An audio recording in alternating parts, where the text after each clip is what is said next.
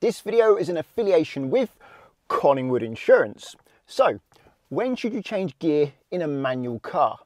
This is a rough guide. First gear will get you up to 10 miles an hour. Second gear will get you up to 20 miles an hour. Third gear will get you up to 30 miles an hour.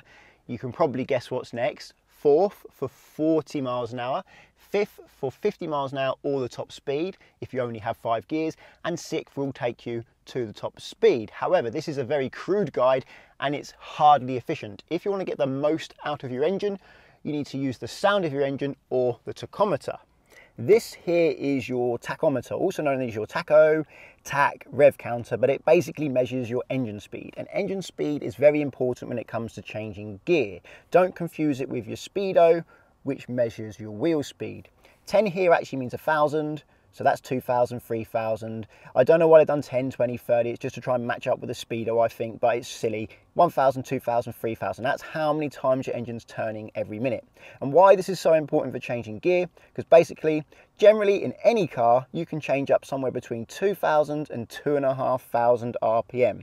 In this car, it's quite happy changing up at 2,000, but in some lower powered cars, you may need to take it a bit higher. This is a good time to change gear if you're trying to drive in a very relaxed and economical way. So here's an example. At the moment, my engine is off. If I start the engine speed is now at around about 1,000 RPM, but my wheel speed is still at 0. 1,000 RPM roughly, just under 0 speed, wheel speed. Both of these are the speedo. Now I'm going to set off and I'm going to change up at 2,000 to 2,500 RPM each time. This car handles 2 very easily, so 2,000 there, change up to second. No problem at all, accelerating nice and smoothly. Again, up to third when I reach 2,000, and basically every time you reach 2,000 RPM, or 2,500 RPM, depending on your car, or somewhere in between, you go up to the next gear until you're as fast as you want to go. I'm in 4th gear at the moment, going up to 5th now. So I'm in 5th gear by 40 miles an hour there, and I'm already easily ready for 6th, so I'm put it into 6th. Because this car can actually handle changing up a little bit earlier than 2,000, particularly in the higher gears. This video is all about when to change gear, but if you're more interested in how to change gear smoothly, I've already done a video on that, link to it in the top right hand corner of the screen. So you change up whenever you get to 2,000 to 2,500 RPM, but when you're slowing down, you change down when you go below 1,500 RPM. You certainly want to change down before you get to 1,000 RPM. So I'm slowing down in 4th gear now, the revs drop to below 1,500 RPM. I'll push the clutch down, that'll drop the revs all the way down, but I'll go to 3rd gear, bring the clutch up, and that should bring the revs up above 1,500 RPM again. Now the revs are getting lower again.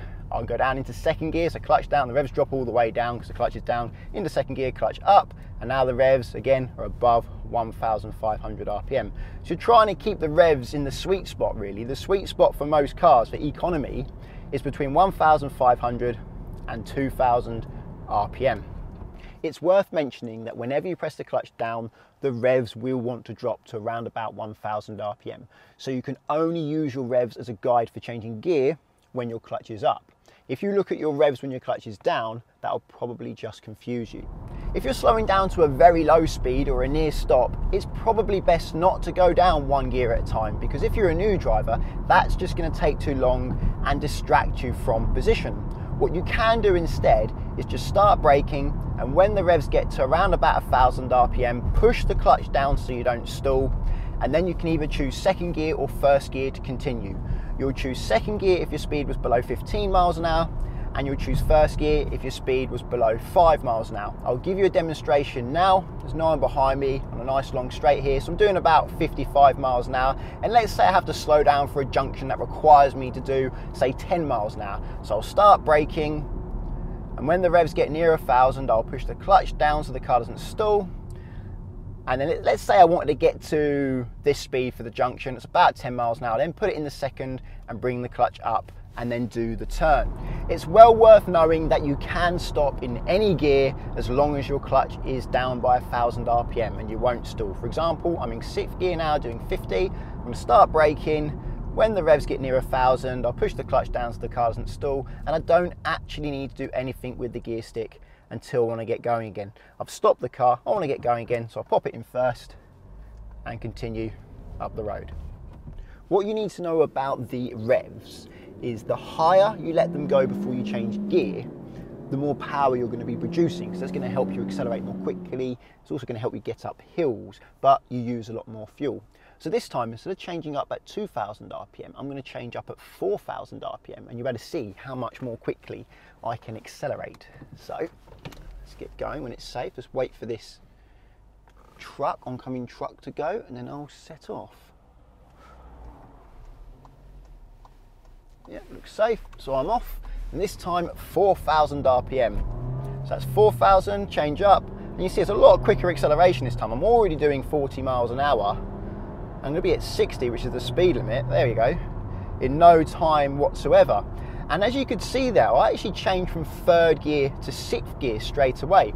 And that's because if you have reached the speed you want to achieve, and let's say you're in quite a low gear, there's no point going 4th, 5th and 6th.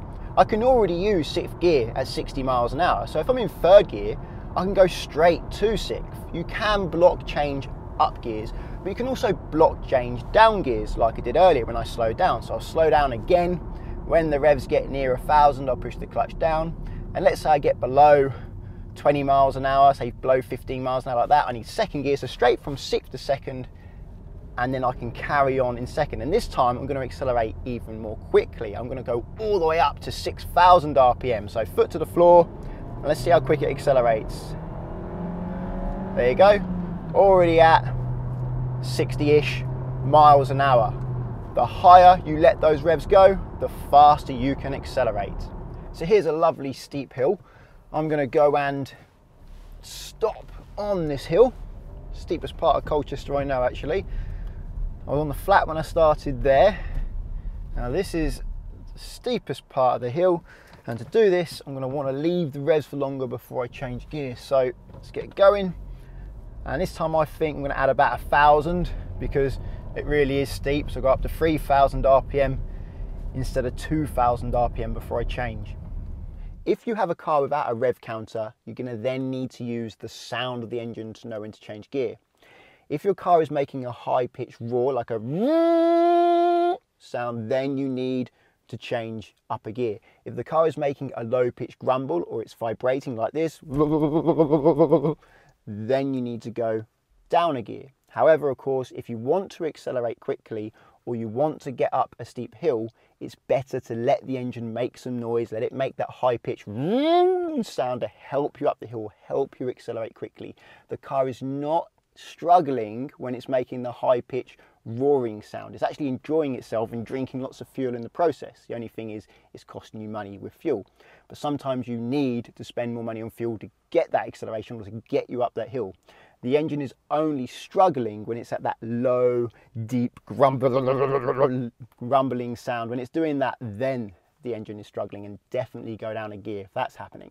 You can actually use 2nd gear to start downhill because the hill gives you some assistance, and therefore you don't need the extra pulling power of 1st gear to get you going. The only real reason why you'd want to do this is because it saves you from changing the 2nd gear later. So essentially it saves you a gear change. I'll do that now. So clutch down into 2nd gear. I'm down quite a steep hill here. I'll put the foot on the brake and take the handbrake off. And when no one's coming, like now, I'll come off the foot brake. I'm starting to move, a little bit of gas, lift the clutch to the bite point, and with the assistance of the hill, I've moved away very easily in 2nd gear. And I don't need to change to 2nd gear now, like I would do if I moved in 1st, because I'm already in 2nd gear. Yeah, see, I'm saving you time. Having said that, overall, it is better to use lower gears when you're going downhill, because lower gears give you more engine braking. Engine braking is what happens when you come off the gas and the car starts slowing down. If you're in a lower gear, it's going to slow down more than if you're in a higher gear. This is good because it means when you're traveling downhill, you don't have to rely on your brakes as much to stay slow. And relying on your brakes too much is bad, as they can overheat on the really long hills. So down a hill like this, I wouldn't actually change up until about 3,000 RPM. So I'll be staying in that lower gear longer, meaning I'll be able to use less brakes. I'll start again in 2nd gear, as there's no point using 1st to get going here. But instead of changing up to 3rd gear about 2,000 RPM, I'll stay in 2nd gear right the way up to around about 3,000. And therefore I can be off the gas now, and I'm not using the brake, yet the car is staying at a relatively steady speed. And I only have to use the brake now to slow down for this junction. The steeper and the longer the hill is, the lower the gear you want to be in and the higher your revs need to be in order to not overheat your brakes. Don't worry if the engine's making a loud sort of roaring sound. As long as you're not going into the red of the tack, your engine can handle it. It's what it's designed to do. Well, I hope this video helps. If you think it does, please give it a thumbs up and check out Collingwood and Confused in the description. I recommend Collingwood because if you're learning to drive and want to insure yourself on a friend or family member's car, you can do so without affecting their policy, without risking their no claims bonus, and that takes away a big stress from the supervisor when it comes to teaching you to drive. At the moment, via the link, there's up to 35% off and there's a £20 Amazon gift card too. If you're looking to insure your own car, I recommend checking out confused.com because with Confused, you fill out one quote form and you get many different quotes back. So it's a quick way of finding out a good cheap price. Also, you can amend the quote form without having to completely redo the whole thing if, say, you want to change the car. So if you're trying to choose between which car you should buy, it's a good way to find out which car is cheapest to insure. Both of those links will support the channel when you use them, so thank you very much for that. If you want to get my future videos, please subscribe, and until the next one, cheerio.